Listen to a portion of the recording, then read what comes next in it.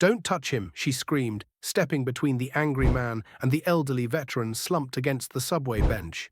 The man lunged forward anyway. The crowd gasped, and then came the flash of silver, a blade, and a sharp gasp from her as it sank into her side. Blood bloomed through her shirt, but she didn't back down. She stood her ground, shielding the old man with her entire body until security finally dragged the attacker away. The train screeched to a halt, people shouting, chaos erupting, yet all she focused on was the man she had protected. He was trembling, clutching his veteran's cap, tears streaking down his cheeks. "You didn't have to do that," he whispered, voice cracked with disbelief. She smiled through the pain, collapsing slowly into his arms. Somebody had to. Nobody at that station knew her name. To most, she was just a young woman on her way to work, earbuds in, latte in hand. But when she saw that man being mocked, when she saw his trembling hands and the way no one else moved, something inside her snapped. She didn't hesitate. She stood up. At the hospital, reporters waited outside. Videos of the stabbing had already gone viral. People called her Subway Angel. Strangers sent flowers. But she didn't want attention, only to know the man she protected was okay. His name was Sergeant Raymond Bell, Vietnam vet, Purple Heart, widower, forgotten. She visited him the next day, walking slow with fresh stitches and bruises. He cried when he saw her. "You shouldn't have risked your life," he said, voice shaking. She reached for his hand. "I didn't risk it," she said. "I remembered yours." And then came the call. The nurse rushed in, holding out the hospital's landline like it was sacred. It's the White House." She blinked. "What?" The nurse nodded. "The president wants to speak with you." Everyone in the room froze. She took the call, hand trembling. The president's voice was calm, clear, respectful. "You reminded this nation what courage looks like," he said.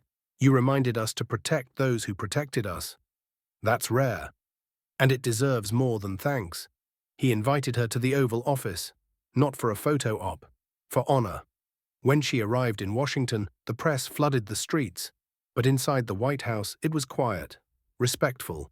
She wore the same jacket she had on that day, blood-stained, unwashed, because she wanted him to see what standing up really looked like. The president stood as she entered.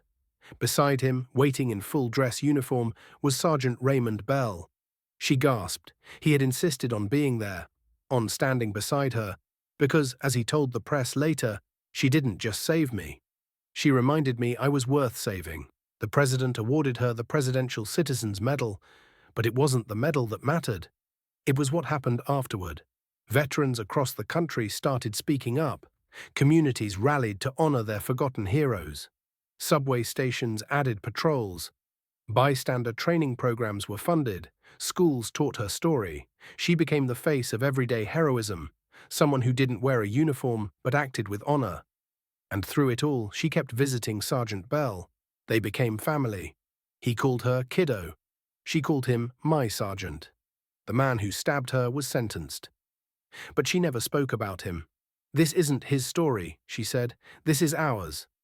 Years later, she was asked on a national interview why she did it. She paused, eyes misting, then simply said, "Because silence can be louder than screams. And I refused to stay silent." The world remembered her not just for bravery, but for humanity. And Sergeant Bell, he never missed a chance to say it. "That girl gave me a reason to stand again." She didn't just stop a knife, she started a movement. Because sometimes protecting someone isn't about muscle. It's about heart, and the courage to step forward when the world steps back.